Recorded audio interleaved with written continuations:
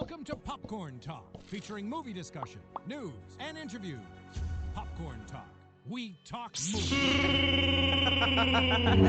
What's up, Star Wars fam? What's going on, Star Wars fam? Look, we have a new addition. We have a third co-host today. His name is Lego Chewbacca Stuffy. Stuffed animal. Anyways, sorry to inform that this will be Ryan and I's last show. As you guys may have heard, Bob Iger stepped down. And we are taking his place. And we are stepping up. That's right. Well, the real Bob Iger. Just kidding. I wish. But that is exciting news. We have so many things to talk about. Mainly. The coronavirus, which is why we have a medical droid here.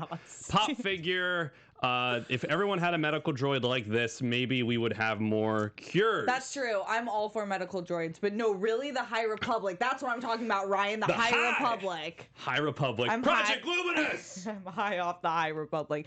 Anyway, so much news regarding that. I have like a page of notes that I want to go over. Probably won't get into it all, but I'm so excited about that.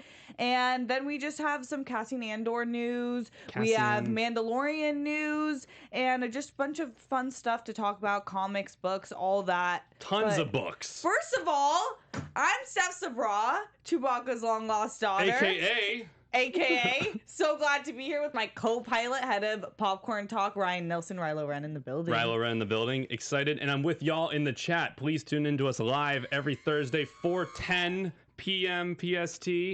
Shout-outs for Greg, Moshevich, Darth Baca, which, by the way, Darth Baca, you might become a character from one of the covers of these new books, because we have a little Baca with a lightsaber there. So shout out to Darth Baca, Manny Gonzalez here every week, Vito Scuddy, Laura in the chat. Laura!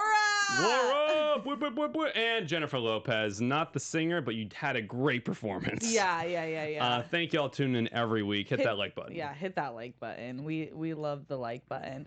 Okay, Rye, let's jump right in. So the High Republic, formerly known as the Project Luminous, last year, they've just released all the information on it other than what the plots of each book are. But we will be getting books and comics that are going to extensively dive into the Star Wars galaxy 200 years before Phantom Menace. Holy cow. We were all this time we've been like, what's Project Luminous? Yeah. What's this big announcement? And we knew it was going to be book related, not necessarily movie related. But this is the most exciting book related news we've gotten in quite a while. I mean, for the longest time, everyone's been like, let's get some Old Republic, Knights of the Old Republic stuff. And this looks like a version of that, or maybe a new Disney revamped version that's going to be canon. And I'm really excited about this announcement. Tons of cool concept art. Steph, what do you think? Yeah, I'm really excited. The concept art, we're going to throw up some of the images. I'm sure a lot of you have seen it, but it doesn't hurt to see it again because it is so freaking dope. All these different colored lightsabers. I absolutely love that they're going 200 years before. That way we're not tied to any of the trilogies that we've gotten. We're not tied to anything we know. And this has always been teased as the time where the Jedi were at their best. Right. And they were still fighting evil forces, which we'll get into that. We do have some tease on what they are fighting, but I love the idea of focusing on the Jedi and them at the height. Oh, I think this is so cool. Let's talk a little bit about just like what this project ended up being. Mm-hmm. It's like this culmination of a bunch of authors. You were reading up about it. Yeah. It looks like Disney just got an awesome team together of really talented, a variety of Star Wars authors who are just interested in telling stories that are adult, young adult, kids, comics, a whole variety of Star Wars tales that take place 200 years before Phantom Menace. Yes. So I do want to talk about some of the authors. Thanks for teasing that. So this team was assembled, and it consists of I don't have their first name, so it's Sully, who was tied in Charles Sully, Marvel's Darth Vader, Star Wars, and Poe Dameron. That's really interesting. Scott, do you know? We got Kevin Scott, as well as Daniel Jose Older. So that was Dooku, Jedi Lost Tales from Vader's Castle, Claudia Gray, Master and Apprentice, OG, Justina Ireland, Lando's Luck, and Daniel Jose Older, Last Shot. So I loved how they all met at Skywalker Ranch and they had this like team collaboration creativity thing. And what was trending on Twitter was a picture of a whiteboard that they had put up of what is Star Wars, what their wishes are, what's possible, really. Which is really cool. It seems like such a fun summit or brainstorm sesh between a bunch of really talented storytellers. And I think what's really neat is every single one of them brought something different to the table. They all thought something different about what Star Wars is. And that wasn't a bad thing. That was actually a good thing. You're going to get a more variety of stories. My big shout out is to Claudia Gray, who wrote Lost Stars, one of my favorite Star Wars books. Definitely top 3. I'm a massive fan of hers. And she's doing a book called there's Ryan I. Into the Dark. That looks like us. Yeah. So Brandon Hanna, also a fellow AfterBuzzer, tweeted this. And I didn't notice it when I first saw it, but I'm like, damn, maybe that is us. That's us. That's us. Like, we need to recreate that. Yeah. I need that outfit. Wow. It's so dope. Can I say, producer boldly inserting Jeff himself Graham in the booth. Big Star Wars fan. I feel like there's sometimes when shows will do bits like, it's totally us. But this actually like kind of looks a lot like you guys. That's us. Yeah, that's us. So for the podcast listeners, make sure you check out the YouTube. This is a kind of doppelganger moment. It's kind of, I have the quaff. The quaff is there. And Steph, like, that's you. I know. You have a grenade, a thermal detonator. I know. I'm kind of annoyed that I don't have my own lightsaber, but it's fine. I'll deal with it. For all we know, we'll have to read the book to find out, but that's the top of my list solely because of the cover. Yeah. Just because, like, is that us? I think that's us. Okay, but what's also cool about all these covers is that we see so many different new types of characters and so many different types of Jedis, really, that you wouldn't think possible, including a Wookiee Jedi. Who would have thought? But it's really cool because these authors and the concept artists got together and made up these characters, and then the concept artists created them and were able to put them onto paper and give us this give us a little bit of information of what they look like. So I'm really excited about that. I mean, we can go through the covers and the books there. Again, we don't have synopsis of what each book is going to be about. We got titles and covers.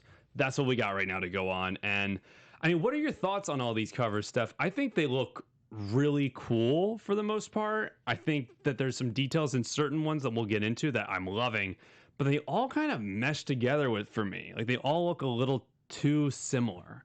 What are your thoughts on that? Yeah.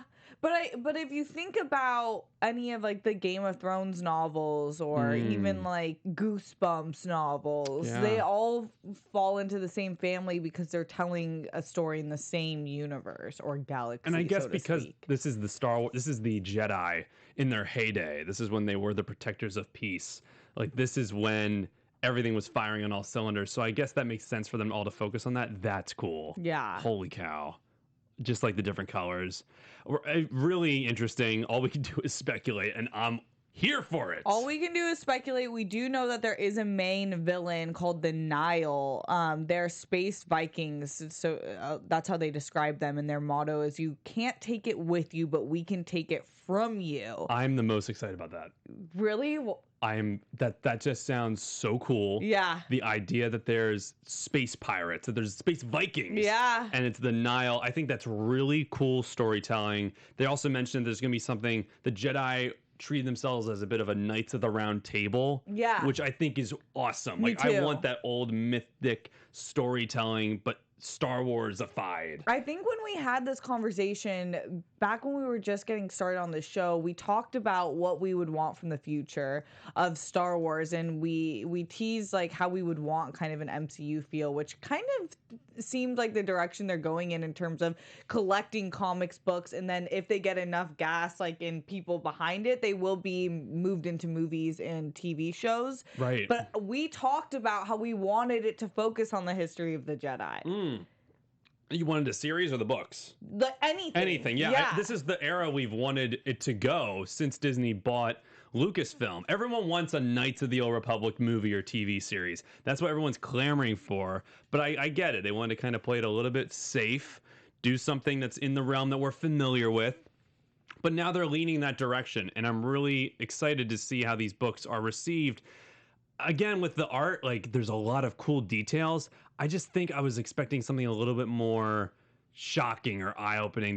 They just kind of blend together a little bit too much for me. Yeah, but they can't give up too much. Yeah, they're early in development. I do know one more piece of information from Charles. What is it? Charles Soule, is that what we're going? Soule or Soul? Soul. I'm going probably Soul. Soul.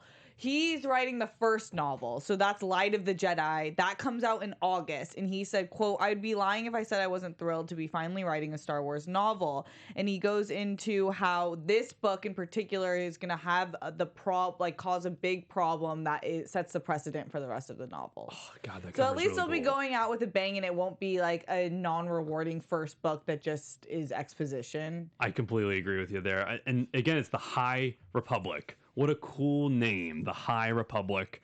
I'm digging this. I can't wait to see what a Wookiee Jedi sounds like. Does he speak English? Or is he just still the whole time? Is he roaring? I'm really curious to see about that. And just, it's more mythology like that. This is the stuff where I feel like you just have so much more freedom to play as a writer. You're not restricted to anything. Do you think we'll see Yoda in any of these? That's what people keep speculating. I think, he would be alive. because he would be 600. That's right, because he died when he was like 800 and something. Yeah, so I think so. Yeah, I think that'd be cool. Do you think he'd be taller?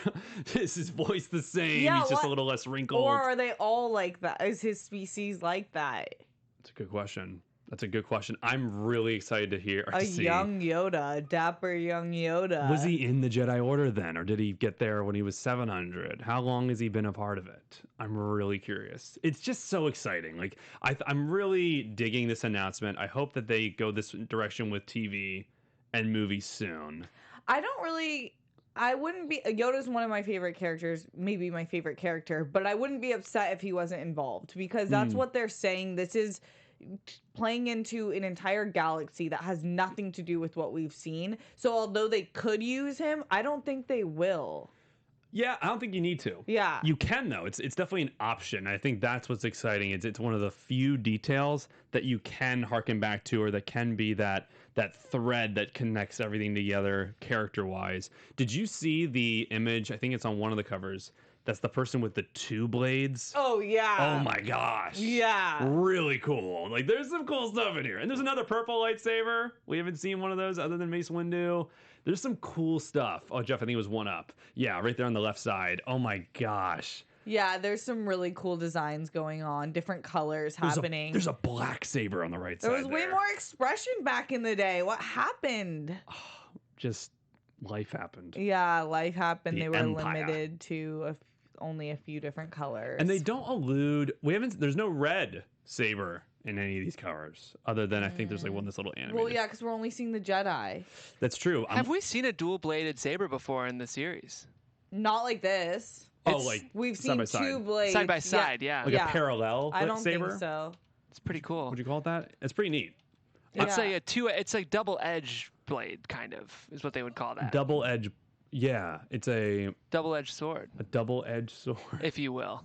Yeah, I'm interested. What do y'all think in the chat? What are you excited for? What do you want to see? Are you excited for the double-edged? What'd you just call it, Jeff? A double-edged saber. A double-edged saber. Double-edged saber. I'm curious about one thing though. As exciting as this is, we're going in an awesome direction. Yeah. High Republic. Hoorah. I kind of wish they took a few more authors that have done a lot of the current books. Like I'm plugging an interview we did last week for the AfterBuzz Animation channel. E.K. Johnston, who wrote the Ahsoka Tano novel, we got to interview her last week, right after Star Wars news on the AfterBuzz Animation channel for Clone Wars. She's an terrific author. She would have done 3 books in the Star Wars series: Ahsoka, Queen's Peril, and Queen's Shadow. I'm really curious why they didn't ask her to do one of these or be a part of this High Republic. Maybe they will down the line, but they announced so many books at once, have all these authors. I'm just curious why they didn't cherry pick a few more from the current, I guess, breed of authors. Yeah, I hear you, Rye. Okay. But I also... You do? I'm listening. Yeah. But Heard that. I feel like I trust that this group is doing good work. You have faith in the Force. I have faith in the Force. I think that they put a solid group, a tight group together, because it is hard. Because once I think they had 2 weekends of retreat together, and then now they're just left on group chats. Group chats. Imagine how difficult it would get to interweave these stories over hundreds of years or like 200 years together with a group of like 10 people. That's hard. Yeah, it's probably a big commitment. What? I think just like being a part of that what's group. in the chat? Oh, in the chat, Brandon Hanna just made a great point going back to the parallel lightsaber double edge thing.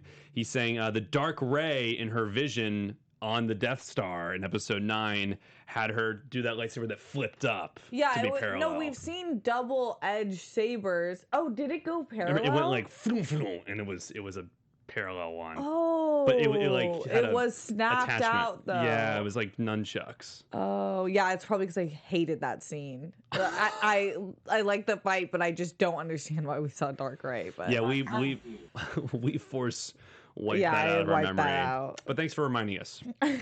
Thanks a lot. I really appreciated that. I needed that. Okay, Ryan and I were so confused last Friday. Oh my god! Because a new Star Wars movie was announced, and who cared? No one. Why did no one care about one this? Cared. Literally, it was like J.D. Dillard, writer of Luke Cage, is writing.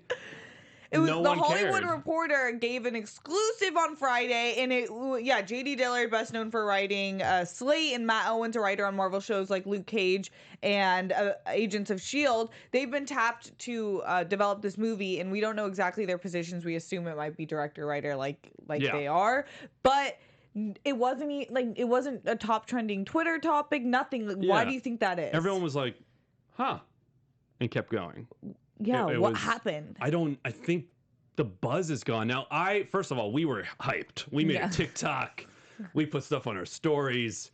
We were hyped. But the general public, and I think even a lot of other Star Wars fans, were kind of just like, meh. And I think it's a combination of people being a little like, all right, we've had enough movies. We just got 5 of them over the past 5 years. And the TV is so good. So I think that's just going through a lot of people's minds. I also think the way they announced this wasn't the best. I know it was an exclusive from the Hollywood Reporter. But even if I was Disney, I would have been like, all right, here's a nugget. Here's a detail. Here's something. Because right now it's just like, all right, Star Wars movie. These 2 guys are involved. That's it. And they've announced so many Star Wars movies over the past couple years that aren't happening or have been put on hold or just aren't coming to fruition. That everyone's like, we're jaded. We don't believe it's going to happen. Like, show us something. There's no proof. We have trust issues. We have trust issues, and that's causing a lack of care. God, I have trust issues. Yeah, I have trust issues too. And I also think you hurt us. It's like kind of your issue with. Sorry, that got intense. Sorry about that. Kind of like your issues with the lack of writers. Yeah. Maybe I kind of feel people might have been like, who are these people, even though they've been involved in pretty successful projects? I don't think, maybe it's that they wanted that Taika news or, Exactly. I think, take Project Luminous as a perfect example. First of all, just for Star Wars fandom, people get more excited off of movies and TV than they do of books. But this was a really exciting announcement because of the way they announced it. They're like, we have this thing called Project Luminous on this date, this month. We're going to roll this out. Here's all these posters. Here's all these authors. They've done this. You know them. Boom, boom, boom, boom, boom. And it's a book thing, and we're hyped about it.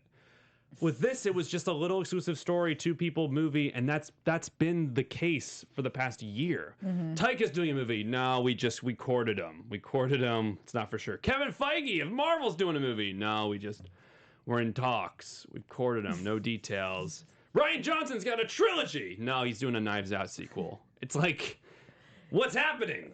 I hear no lies, right, guy? No lies. You're spitting truth. I mean, what do y'all think in the chat? Like, did you see this and just kind of keep scrolling? Did you even look up who J.D. Dillard is? This is an exciting thing. This is the first Black director to do a Star Wars movie. Yeah. And it just kind of came and went. I know. Do you think people just don't think it's real since Star Wars didn't really put anything out about it? It's definitely part of it, but I just don't understand.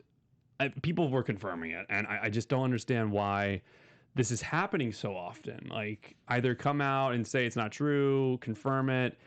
It's just now whatever you do come out with, it's going to be subverted. Like, we're not going to be as excited as we once were. You've got to give us a nugget, a detail. I mean, do you guys really see this coming to fruition? Like, my knee jerk as someone who's not as big of a Star Wars fan is he's got 2 films, which is great, but it's not like he's Ryan Coogler who won Sundance with Fruitvale and then was brought on to Black Panther. Like, he seems a little unproven to make this film from a studio perspective. So are you saying that this is like a rumor has it? It feels a bit like maybe so I don't know. I mean, I'm not as much in this world as you guys know, but from a studio perspective, this would feel very risky to me. What do you think, Steph? Yeah, I could see that. Like, we're not talking about I don't know, a comparable type of franchise, but this is the biggest that it gets. I understand that you want to put it in the direction of people that you really, really trust, but I also think putting it in the direction of people that you really, really trust hasn't reaped the benefits I think that they hoped for. Yeah, Colin Trevorrow had done Safety Not Guaranteed, a small indie movie with Aubrey Plaza, and then he did Jurassic World, and they were like, we're getting you for Star Wars Episode 9. And then it didn't happen. But even Safety Not Guaranteed, like, it was Indie Spirit nominated. It won the Waldo Award at Sundance. I don't dislike this guy's films, but I don't feel like they have the same kind of, like, industry buzz. Maybe I'm being shady. I don't know. I don't think you're being shady, Jeff. I think you're absolutely right. It's just this is what we have to speculate about because we don't know the details. Like, we don't know if he came to them with a pitch. Here's the example I'm going to give. Ryan Coogler. Ryan Coogler did Fruitvale Station. Again, big indie film. But he approached Sylvester Stallone and goes, I have a script for Creed. Like, I have a sequel to the Rocky franchise, which was done. Here's my vision. And he was like, I see it. I buy it. Boom. Creed happens. Then he gets Black Panther. Yeah. So for all we know, J.D. Dillard could have gone to Lucasfilm, Kathleen Kennedy being like, I have this script. Boom, boom, boom. And they were like, yes. Yeah. But we don't know because it was just a Hollywood Reporter article. Yeah. Yeah, I think that's a great point. Maybe I wouldn't be shocked if something like that happened because you have to have some sort of connection to be seen in this world. Like, you're not getting picked up from Star Wars because you did Slate. All right. Something else had to happen. Full prediction. Do you think this is happening or not? No. I'm going no as well. I'm guessing money's being put in for development. I do not think it will shoot. That's what I'm going to say. 3 no's. So we'll report back and clip this out if we're wrong or if we're right. Market 8. All right. Okay, so moving on, more Mandalorian news. Obviously, we know season 2 is going to come next fall, and it's been announced that we have 2 new people signed on to be a part of the directing of next season. Have already shot some sequences, actually. That is James Mangold and Robert Rodriguez. So Robert Rodriguez made a lot of sense. That's the homie. Like, I feel like he's really good for everything I've read. He's Jon Favreau's homeboy. So, and he's done a lot of stuff that makes sense. A lot of cowboy western. Yeah. Or he's really into that genre. So it's like the pairing matched. I also think he is very much like a genre filmmaker, similar to Tarantino in his style, but he's not writing. And I think he is the type of director who can really play ball with a studio or when he's hired to do something. We haven't really seen him do much TV, so I think this is really awesome that you get to do sequences or even an episode of Mandalorian. James Mangold, though, is the one that I get hyped about. Yeah. This guy did Logan. He just did Ford v Ferrari this year. He's like a classic filmmaker in our era. I am so excited to see that. Me too. I'm really, really excited. I think those are 2 great additions to it. And especially because Mangold was originally tapped to do the Boba Fett movie and it didn't happen. So now he gets to do this, which is awesome. Perfect to see as it's another Mandalorian type project. And he is just a perfect fit. These are the guys you should be getting. Yeah. Also, he's set to direct the upcoming Indiana Jones movie. I know that was announced yesterday. They're hinting that Spielberg was gonna give it to him, which again, he does all these last ride fun westerns. He's a master at that. He's a perfect fit for that type of thing. In this article, we also heard that Bryce Dallas Howard is signed on for season 2 as well, which is exciting. Her episode was so solid. Yeah, it was. I mean, the one with the villagers and taking down the ATST, so fun. You know, she has the familiar connection with Ron Howard doing Solo. Yeah, it makes perfect sense to bring her back. I think, now that you're not getting Deborah Chow for season 2 because she's busy with Obi-Wan, yeah, you got to fill some of those spaces, and I think bring a bunch of the directors back. It worked so well the first season. I know. I would be happy if any of the directors from first season got brought back. I thought they all did phenomenal. I will miss Deborah Chow, but we're obviously getting her for Obi-Wan series. I kind of wish we got. I don't think this has been announced yet, but I wish we got Taika for a few more, because he just had a presence throughout almost the entire series, having been with that droid. That's true. Finale. He had a big part in the entire season, but it makes sense. In kind of in this article, they were saying that a lot of celebrities want to be involved in some sort of way, which makes a lot of sense. And now the stakes aren't as high because it could be episodes and sequences in episodes as opposed to movies, and then you're dealing with the Star Wars fandom. So I wish he was involved again, but I get that it wasn't like his forever thing. Yeah, he wasn't signed on forever. He's not a forever. My takeaway on this, though, sorry to interrupt, just what huge news for like Disney Plus, what huge news for The Mandalorian. I mean, like, Rodriguez and Mangold are like they are A-list directors. Yeah. Like, you think of the Netflix equivalent, which would probably be Stranger Things. Like, they did get John Lasseter to direct, which is pretty cool, but this is just Disney Plus. The Mandalorian is an unabashed success, and the fact that they're getting these directors is really something they should be boasting about. It's true, and they haven't done that either. Yeah, they have. I mean, I think they haven't confirmed any of the directors, but bruh. A lot of season one, Taika aside, was people who are just kind of like upcoming hopefuls who had a lot of TV experience. But these are two guys that are just amazing filmmakers. Like, they have done a ton of movies. Oscar nominated. It just makes it, wow, you're blending that line between the TV series and the movies, and it's just like, no, they're the same thing because they're at that quality. Wow. I cannot be more excited for The Mandalorian season 2, but I think that's just where they're going. Disney Plus, the Star Wars TV has got their ish together. They do. I'm really excited to see that organization. I trust them. Another series in development, Cassian Andor. They just, it's been revealed that Jonathan Freeman is set to serve as the cinematographer for the series, which is exciting. Really He's previously served as cinematographer on Boardwalk Empire, Sons of Anarchy, Rubicon, The Jury, Damages, 50 Dead Men Walking, 5 Flights Up, and multiple episodes of Game of Thrones, including season 8, episode 6 of the series. So dope. That's big time. Season 8, episode 6 of the series.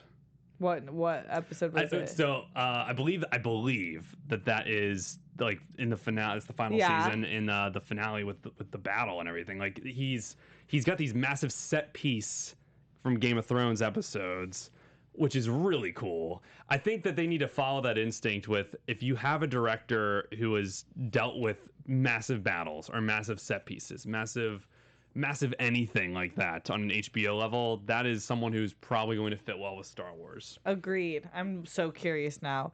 Oh, the Iron Throne. The finale. Oh, he did the finale? For some reason I thought, so he shot the finale. Yeah. Yeah. Wait, that was actually shot right. Gnarly. Do you remember that scene with Khaleesi? Yeah, when the dragon wing came behind her and everyone was like, that was a little on the nose, but yeah, it was dope. It was cool. I love that part. It was really well shot, and yeah, perfect person for Star Wars. They have a great track record with their cinematographers. Yeah. They got the person who shot Saving Private Ryan for Rogue One. Like, they're really good at picking great cameramen, great DPs. Yeah, that is true. If anything, they have that on lock. Oh yeah. In other news, in the comic side of things, Jody Houser is bringing The Rise of Skywalker to comics. And this is really exciting because a lot of people's issues with The Rise of Skywalker is a lot of people either didn't like it, or if they did like it, they just wished things were fleshed out a little bit more. And that was my, if I had any major problem, it was that. I wish things were a little fleshed out and you got a little more explanation, and that's exactly what she's excited for with these comics. Right. Up top, I think last week we even talked about the novelization of Rise of Skywalker, which novelization of a lot of the Star Wars movies are really interesting because they fill in those little gaps, or they just they enrich the story more. I think what's so cool about the comic is I think it's literally going to be additional scenes, and we're going to be able to have a visual component to them. I'm really excited about that. Speaking of the comics, this week I was like, you know what? We keep talking about these comics each week. Gotta get some of them. Gotta get it. So I bought the Kylo Ren comics and the other current straight up Star Wars comics airing right now. So we'll be able to trade those off and actually read them. Yay! Yeah! I'm so excited to start reading this stuff, especially since we're still on. Disney re-announced that their movies are still scheduled for 2022, 2024, and 2026. But I think that there's still this entire break until Mandalorian season 2. We don't really know when Cassian Andor is going to be released or Obi-Wan series. So there's a lot of time to read. What do you think that 2022 film is going to be? Well, maybe it would be this. J.D. Dillard? Yeah. But I just don't know. I think the 2022 is not going to happen. No. They would need to start now. Yeah. You would have to start between now and maybe May. Yeah. Well, pretend it's December 2022. Because then you really got... So then you have until December to have a movie set up. Yeah. To start. Yeah. So I think it can still happen. But do you think they're going to ultimately cancel it? It's a lot of time. They could put together a team. They could get a lot done in the next couple of months. I'm curious to see if that date's going to stick. I think it's interesting that Disney, they just plan their schedule out so far in advance, but I think it just leaves like nothing is permanent. I think we're seeing that with the Mulan movie right now. They're probably going to end up moving. Mulan's supposed to come out next month, and it's probably going to get moved. There's no way it's coming out next month. Yeah, and I think, where do you put it, though? Because you booked your schedule. Yeah. So where do you put this movie? Wait, is that what happened with Far From Home? Spider-Man? Yeah, because I feel like Far From Home came out at a weird time. I think that was always planned to come out like really close after Endgame, as just like a palate cleanser. Yeah. But for Spider-Man 3, that one wasn't confirmed yet. That Sony was going to take them back. So it's that type of thing. There's pros and cons to planning out your release schedule that far in advance. But one of the cons is if you have to reschedule it, man, it could really be pushed back far, or you could be intruding on one of your other properties, which sucks. It's a good problem to have because you have so many awesome properties, but like, I still think it's going to happen. I got faith in them. I'm going to be so excited to see that movie, obviously, but I don't know. It's a lot of time. We'll see. It's like 2 years and 8 months. Arkham James Jr. in the chat said, I'd love for the following to do some episodes too. Ava DuVernay, Patty Jenkins, Nicole Holofcener.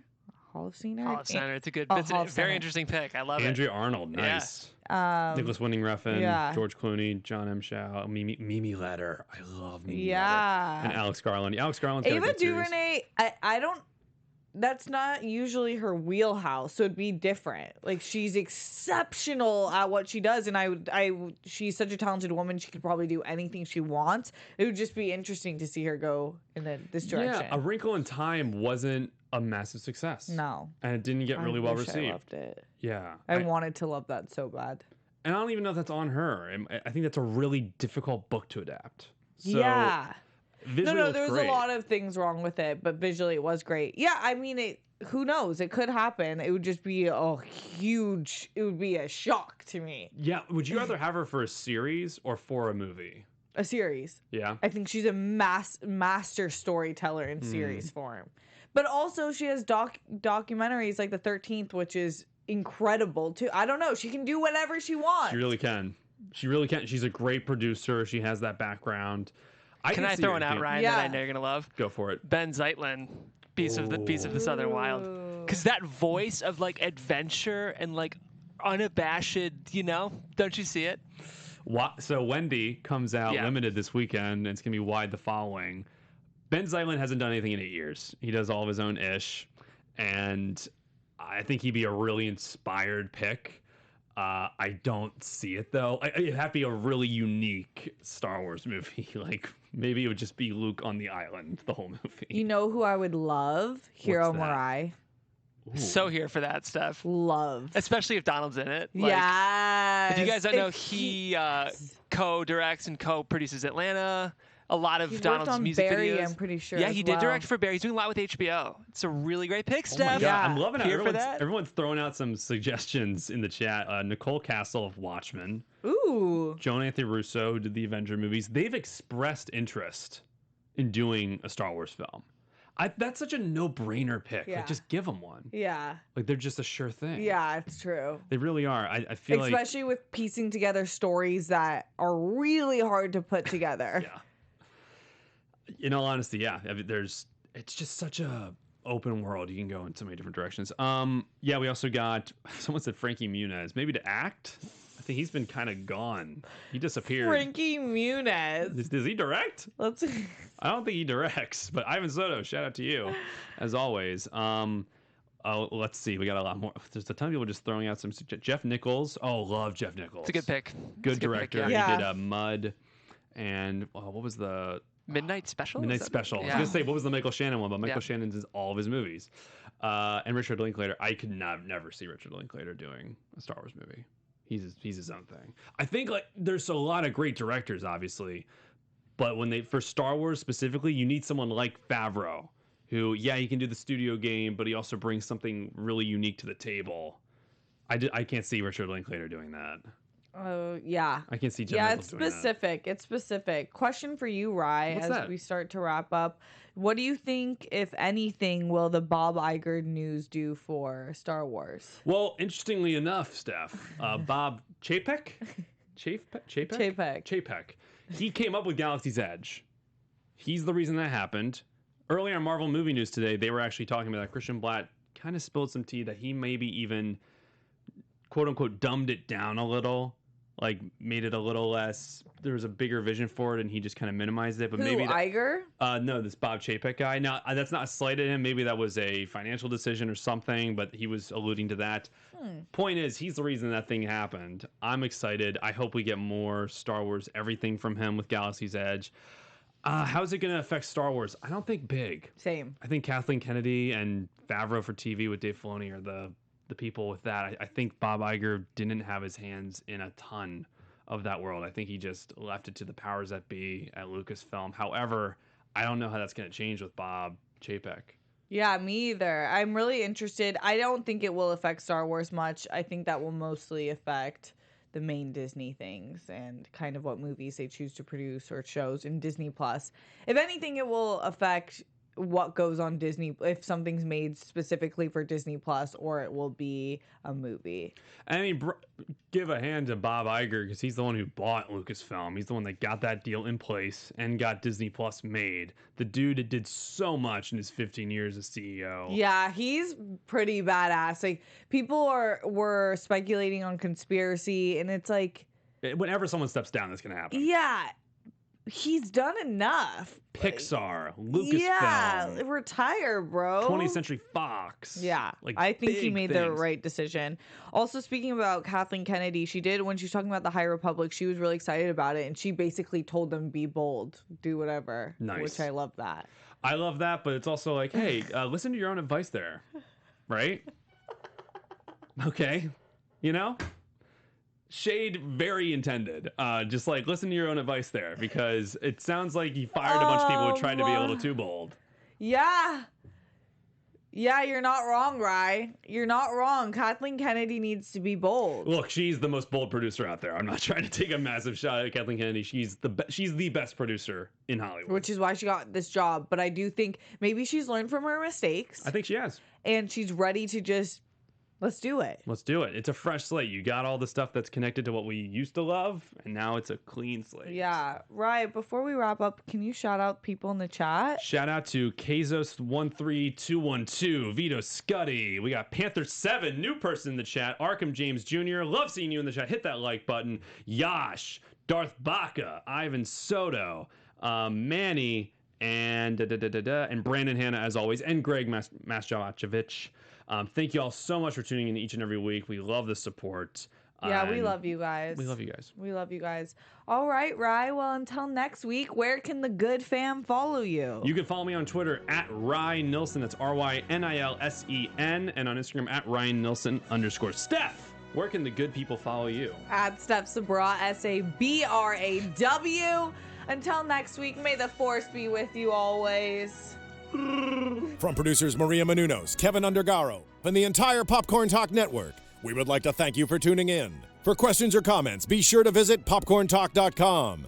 I'm Sir Richard Wentworth, and this has been a presentation of the Popcorn Talk Network.